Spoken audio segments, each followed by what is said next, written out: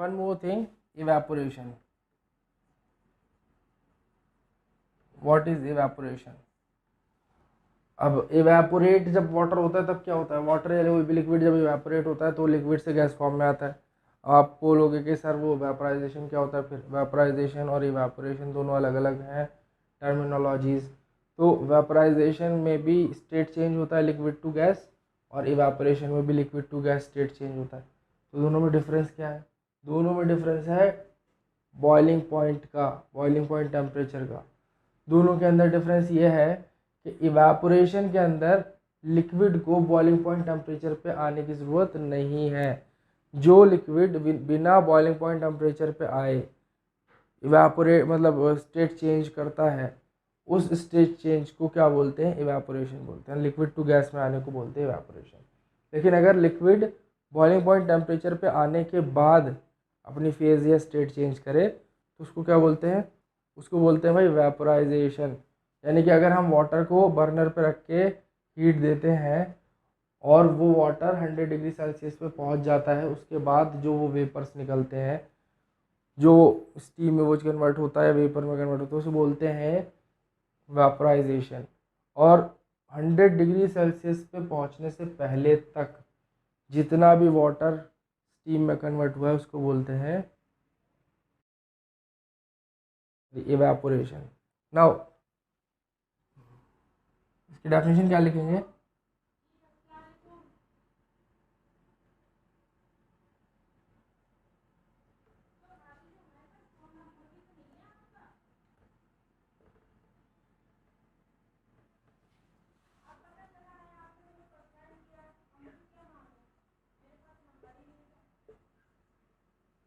When a liquid changes its state from liquid to gas, when a liquid changes its state from liquid to gas without reaching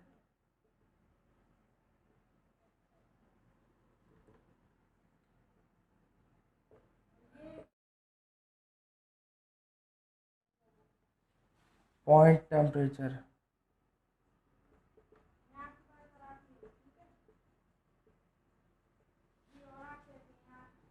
the process is known as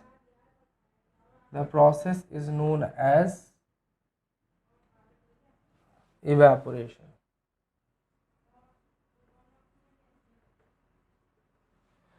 When a liquid changes state from liquid to gas without reaching at its boiling point temperature, the process is known as evaporation, right? So this is how we have to write the definition of evaporation. उसके बाद है factors affecting rate of evaporation. Factors affecting rate of evaporation.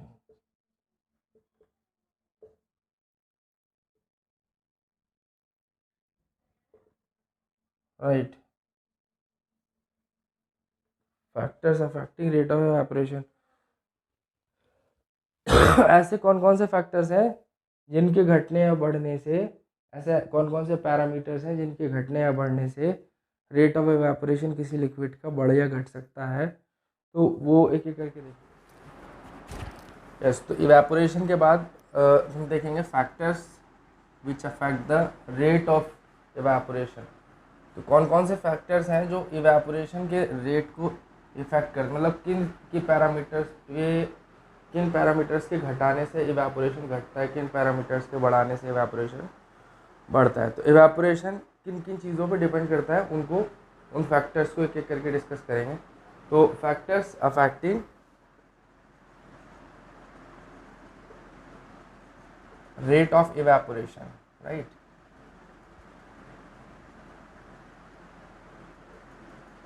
तो सबसे पहले है surface area. Surface area of liquid. Surface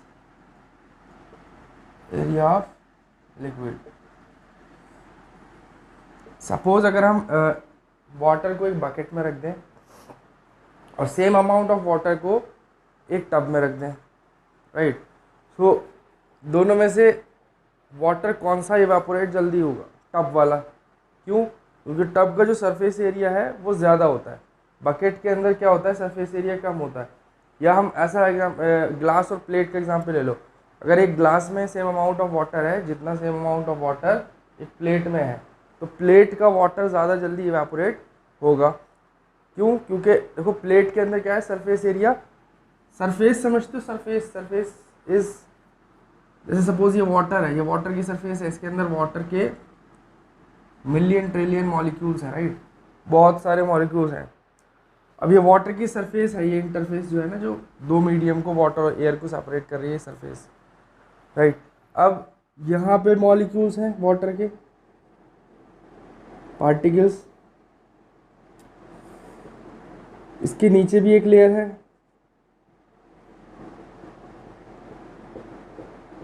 इसके नीचे भी एक लेयर है, इस तरीके से कई सारी मल्टीपल लेयर्स हैं इसके अंदर, वाटर के अंदर। अब जो एनर्जी लाइट की फॉर्म में इसके ऊपर इंसिडेंट हो रही है, वो क्या करेगी, वो किस पे इंसिडेंट हो रही है, ये अपर मोस्ट लेयर पे इंसिडेंट हो रही है, राइट। और इंटरमॉलिक्यूलर फोर्स ऑफ अट्रैक्शन इस वाले मॉलिक्यूल के लिए, इस वाले पार्टिकल के लिए अलग होगा, और जो ऊपर वाली लेयर में पार्टिकल है इसके लिए अलग होगा। क्योंकि देखो ये वाला जो पार्टिकल है ना, ऊपर वाली लेयर का, टॉप मोस्ट लेयर का पार्टिकल, ये ऊपर से सराउंडेड नहीं है किसी भी मॉलिक्यूल से, राइट। और ये जो मॉलिक्यूल है सेकेंड लेयर का, इसके अंदर इसके जो force of attraction, intermolecular force of attraction इस पे ज़्यादा लग रहा है, क्योंकि ये चारों तरफ से सराउंडेड है दूसरे मॉलिक्यूल से। तो इसके ऊपर लगने वाला फोर्स ऑफ अट्रैक्शन बहुत कम है, इसके ऊपर लगने वाला कम है इसके रिस्पेक्ट में। मतलब ऊपर वाले मॉलिक्यूल के, अपर मोस्ट लेयर के जो मॉलिक्यूल्स हैं, उनका जो फोर्स ऑफ अट्रैक्शन है, इंटरमॉलिक्यूलर फोर्स ऑफ अट्रैक्शन, वो कम है नीचे वाले मॉलिक्यूल्स के कंपैरिजन में। तो kinetic energy of upper most layer molecules is easy to overcome the intermolecular force of attraction. ये इसके ऊपर जो लाइट पड़ेगी या जो भी हीट पड़ेगी, इंसिडेंट होगी रेडिएशन के थ्रू या सराउंडिंग की हीट को एब्जॉर्ब करके, ये वाली जो लेयर है सबसे पहले ऊपर वाली लेयर, इस लेयर के मॉलिक्यूल्स का की काइनेटिक एनर्जी इंक्रीज पहले होगी, और इसी लेयर के मॉलिक्यूल्स काइनेटिक एनर्जी इंक्रीज होने के बाद इस सरफेस को एस्केप करेंगे। इस सरफेस को क्या करेंगे, एस्केप मतलब छोड़ देंगे, और एयर में चले जाएंगे, वेपर बन जाएंगे। तो ये कब होगा, जब इन मॉलिक्यूल्स का जो इंटरमॉलिक्यूलर फोर्स ऑफ अट्रैक्शन है उससे इनकी काइनेटिक एनर्जी ज़्यादा हो जाए, ठीक है, इनके पास काइनेटिक एनर्जी इतनी सफिशिएंट स्टोर हो जाए कि ये उस इंटरमॉलिक्यूलर फोर्स ऑफ अट्रैक्शन को ओवरकम करके एस्केप कर सकें सरफेस को। तो ये क्या कर देंगे, एस्केप कर देंगे, छोड़ देंगे और एयर में चले जाएंगे। तो ये इवेपोरेट होगा एक तरीके से। इवेपोरेशन सरफेस फिनोमिना है, मतलब सरफेस मॉलिक्यूल्स लेयर्स में जो हैं वो layer by layer, one by one क्या करते हैं, एस्केप करते हैं सरफेस को, और सराउंडिंग में क्या हो जाते हैं, इवेपोरेट। तो जितनी बड़ी सरफेस होगी ये लेयर उतनी ही ज़्यादा बड़ी होगी, अपर मोस्ट लेयर, और उतने ही ज़्यादा molecules once at a time इस सरफेस को एस्केप कर पाएंगे। तो इसलिए सरफेस एरिया ऑफ वॉल्यूम पे rate of evaporation directly proportionality के रिलेशन से अफेक्ट करता है। मतलब रेट ऑफ इवेपोरेशन तब बढ़ेगा जब सरफेस ऑफ लिक्विड इंक्रीज कर देंगे आप सरफेस एरिया, राइट। और सरफेस एरिया ऑफ लिक्विड को अगर डिक्रीज करेंगे तो रेट ऑफ इवेपोरेशन क्या होगा, डिक्रीज होगा। तो एक directly proportionality relationship between surface area and the rate of evaporation exist करती है। तो ये तो बात हो गई एक फैक्टर की, सरफेस एरिया की। तो इसको कैसे लिखेंगे, तो मैंने समझाने के लिए डायग्राम बनाया है कि जो मॉलिक्यूल्स हैं वो लेयर बाय लेयर इवेपोरेट होते हैं, इसमें सराउंडिंग में, किसकी वजह से, काइनेटिक एनर्जी के इंक्रीज होने की वजह से, सराउंडिंग की हीट एब्जॉर्ब करके या लाइट की फॉर्म में जो एनर्जी वो एब्जॉर्ब करते हैं, उससे काइनेटिक एनर्जी जो इनके अंदर इंक्रीज होती है, वो इंटरमॉलिक्यूलर फोर्स ऑफ अट्रैक्शन, यानी वो फोर्स जिससे ये एक दूसरे के साथ बंधे हैं, जुड़े हैं, उसको उससे ज़्यादा हो जाती है काइनेटिक एनर्जी, उसको इतनी हो जाती है एनर्जी कि वो सेल्फ सफिशिएंट हो जाते हैं उसको ओवरकम करने के लिए, उस फोर्स ऑफ अट्रैक्शन को। तो वो छोड़ देते हैं सरफेस को और इसमें हो जाता है, सराउंडिंग में चले जाते हैं। तो क्या हो जाते हैं, इवेपोरेट। सरफेस जितनी बड़ी उतने ज़्यादा मॉलिक्यूल्स पहली लेयर में, ऊपर वाली लेयर में, और उतने ही ज़्यादा molecules once at a time escape करेंगे किसी सरफेस को। I think it's clear enough now. तो हम लिख लेते हैं, इसके अंदर क्या लिखेंगे, surface area of liquid the rate of evaporation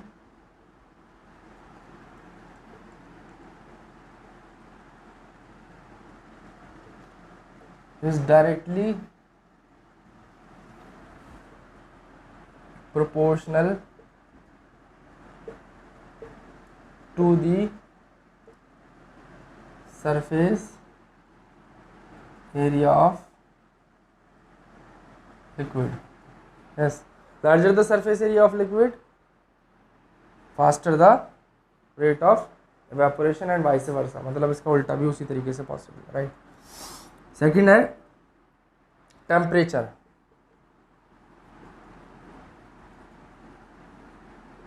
मैंने आपको बताया था कि इवेपोरेशन जब भी किसी भी लिक्विड में होगा तो उस लिक्विड का बॉइलिंग पॉइंट टेम्परेचर पे टेम्परेचर नहीं होना चाहिए. हो गया तो वो वेपोराइजेशन हो जाएगा. ठीक है, अगर बॉइलिंग पॉइंट टेम्परेचर पे रीच कर जाता है टेम्परेचर लिक्विड का और उसके बाद स्टेट चेंज होती है तो वो वेपोराइजेशन है. और उससे नीचे क्या होता है, वो इवेपोरेशन. मतलब अगर मान लीजिए सपोज अगर एग्जाम्पल लेते हैं वाटर का, तो वाटर का बॉइलिंग पॉइंट 100 डिग्री सेल्सियस है. तो अगर 100 डिग्री सेल्सियस पे conversion of water into vapour होता है तो वो वेपोराइजेशन. और उससे नीचे यानी 99 डिग्री सेल्सियस तक क्या है, वो इवेपोरेशन. लेकिन एक इवेपोरेशन होगा भाई 25 डिग्री सेल्सियस पे वाटर का, एक इवेपोरेशन 30 डिग्री पे भी होगा, एक इवेपोरेशन 50 डिग्री सेल्सियस पे भी होगा, और एक इवेपोरेशन 75 पे भी होगा, और एक 99 डिग्री सेल्सियस पे भी होगा. तो क्या सारी इवेपोरेशन हर टेम्परेचर पे सेम होगा? नहीं. जितना ज़्यादा टेम्परेचर होगा रेट ऑफ इवेपोरेशन उतना ही ज़्यादा होगा.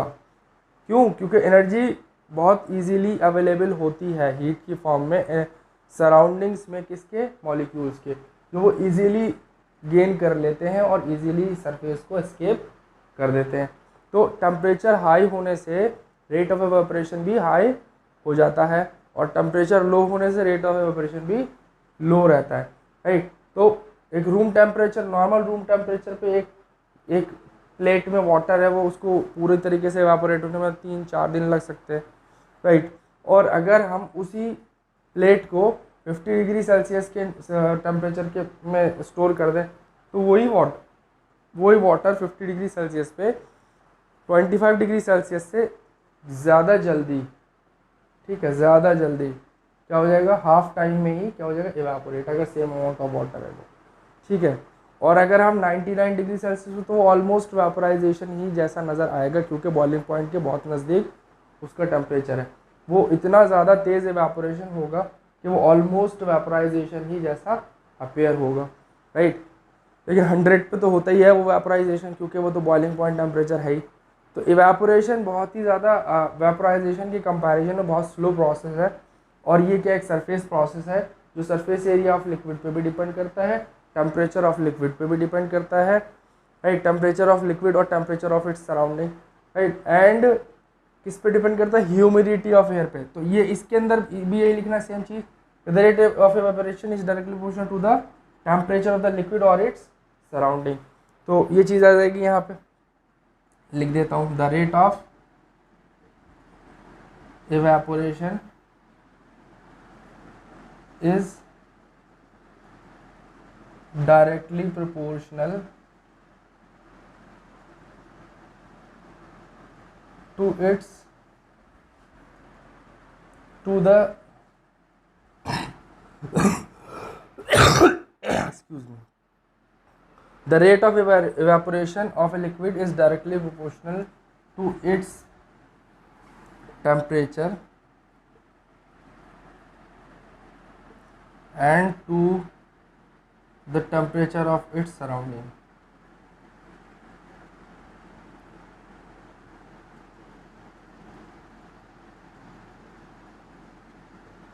राइट. उसके बाद थर्ड पॉइंट क्या है भाई, थर्ड फैक्टर जो है जो रेट ऑफ इवेपोरेशन अफेक्ट करता है वो है humidity. What is humidity? Humidity is the amount of water vapour present in air, right. Air के अंदर जो वाटर वेपर कंटेंट प्रेजेंट होता है उसी को ह्यूमिडिटी बोलते हैं. ये वैरी करती है सीजन टू सीजन, राइट. मतलब एक कैपेसिटी है एयर की खुद की उस वाटर वेपर को होल्ड करने की, वो उससे ज़्यादा अमाउंट ऑफ वाटर वेपर नहीं होल्ड कर सकती, राइट. अगर उससे ज़्यादा amount of water vapour air में जाएगा तो फिर जाएगा ही नहीं. मतलब अगर आप देखें रेनी सीजन में क्या होता है, ह्यूमिडिटी बहुत ज़्यादा होती है, तो हमारे जो कपड़े हैं जो हम भिगो के मतलब धोने के बाद सुखाते हैं वो इजीली नहीं सूखते। क्यों? क्योंकि उस टाइम पे अगर विंड नहीं है, मतलब हवा नहीं है और ह्यूमिडिटी बहुत हाई है, तो वाटर वेपर ऑलरेडी एयर में बहुत ज़्यादा प्रेजेंट है, वो और ज़्यादा वाटर वेपर होल्ड नहीं कर सकती, तो इसलिए जो है रेट ऑफ एवेपोरेशन क्या हो जाता है, डिक्रीज। और अगर ह्यूमिडिटी लो है तो रेट ऑफ एवेपोरेशन क्या हो जाता है, हाई। ह्यूमिडिटी बेसिकली है क्या, the amount of water vapour present in air. अब एयर की अपनी एक कैपेसिटी है, जितना वो भाई एक सैचुरेशन पॉइंट आ जाएगा, उसके बाद वो और ज़्यादा वाटर वेपर नहीं ले पाएगी। वाटर वेपर एक कुछ अमाउंट तक ही होल्ड कर सकती है, उसके ऊपर वो होल्ड नहीं करती, राइट। जो कैपेसिटी है किसकी, एयर की, होल्ड करने की वाटर वेपर को, वो जब उस तक अगर वाटर वेपर उसके अंदर होल्ड हो जाएगा, मतलब चला जाएगा, इवेपोरेट हो जाएगा, तो उसके बाद फर्दर इवेपोरेशन स्टॉप हो जाता है। तो ह्यूमिडिटी के साथ साथ रेट ऑफ इवेपोरेशन डिक्रीज होता है। यहाँ तो डायरेक्टली प्रोपोर्शनलिटी रिलेशनशिप था, मतलब सरफेस एरिया ऑफ लिक्विड और टेम्परेचर ऑफ लिक्विड से rate of evaporation directly proportional है, लेकिन ह्यूमिडिटी से इन्वर्सली प्रोपोर्शनल है। The higher the humidity lower the rate of evaporation and vice versa. मतलब क्या, ह्यूमिडिटी बढ़ेगी तो रेट ऑफ इवेपोरेशन घटेगा, और ह्यूमिडिटी घटेगी तो रेट ऑफ इवेपोरेशन बढ़ेगा। The rate of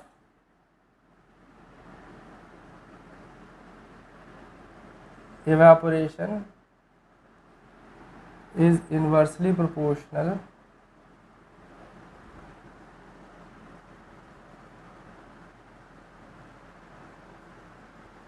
to the humidity of surrounding air.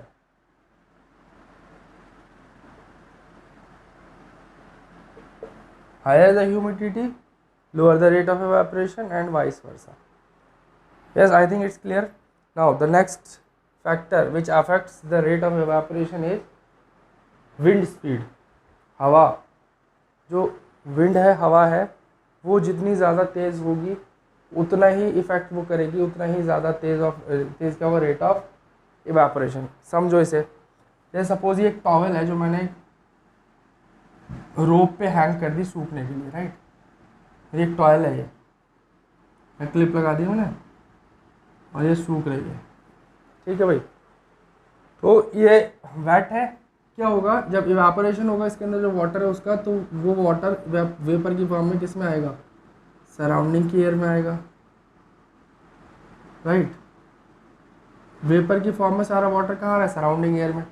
अब अगर ऐसे ये इवेपोरेट होकर वाटर सराउंडिंग एयर में आता रहेगा तो सराउंडिंग एयर की ह्यूमिडिटी क्या हो जाएगी, increase.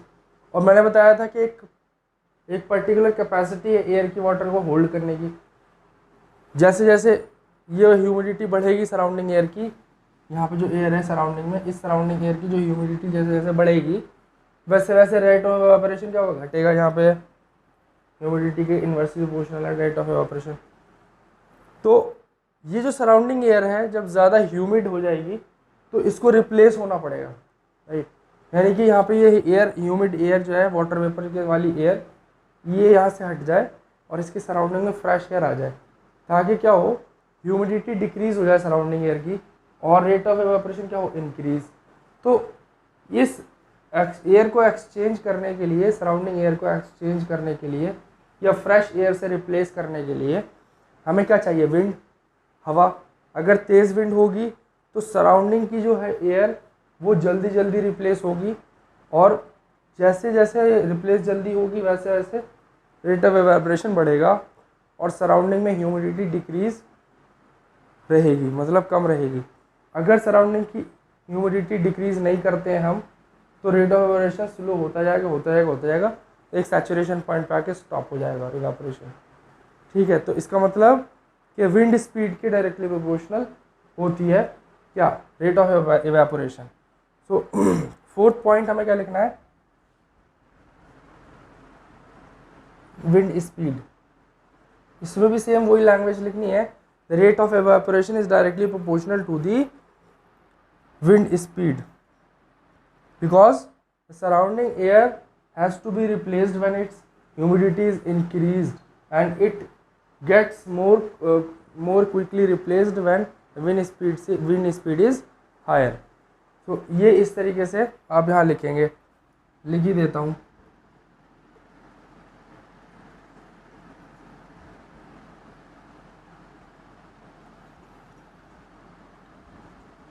rate of evaporation is directly proportional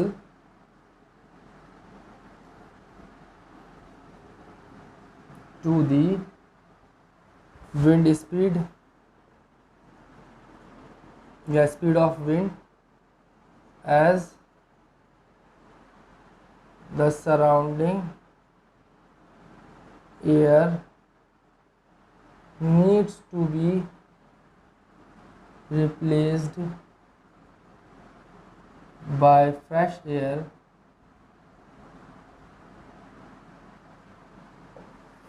air to decrease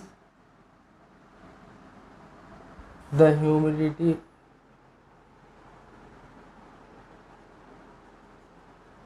of surrounding air, consequently increasing the rate of evaporation.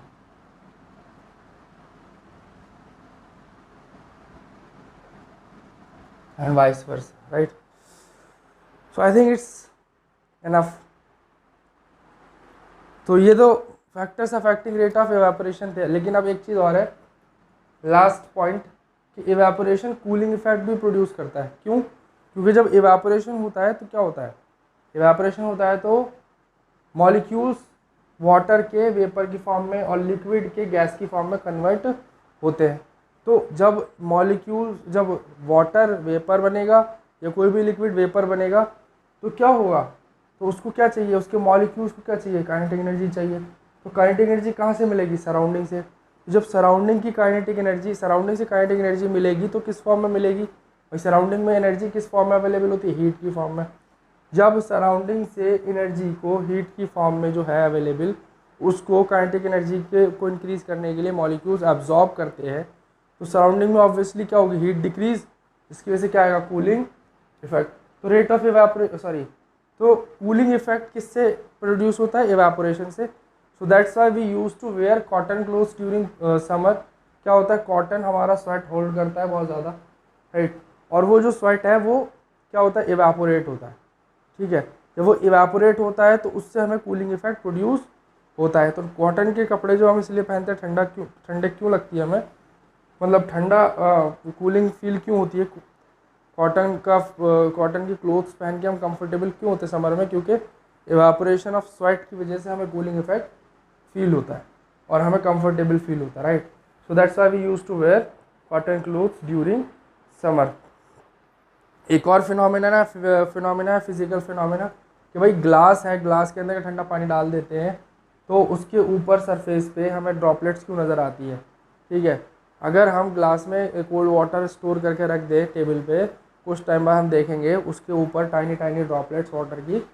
मैं पहले अपने बचपन में समझता था कि इसमें से लीक होता है पानी, इसमें कुछ टाइनी टाइनी छोटे छोटे पोर्स होते होंगे जिसको पेनिट्रेट करके वाटर के मॉलिक्यूल बाहर आ जाते हैं और वाटर बाहर आ जाता है, ठीक है।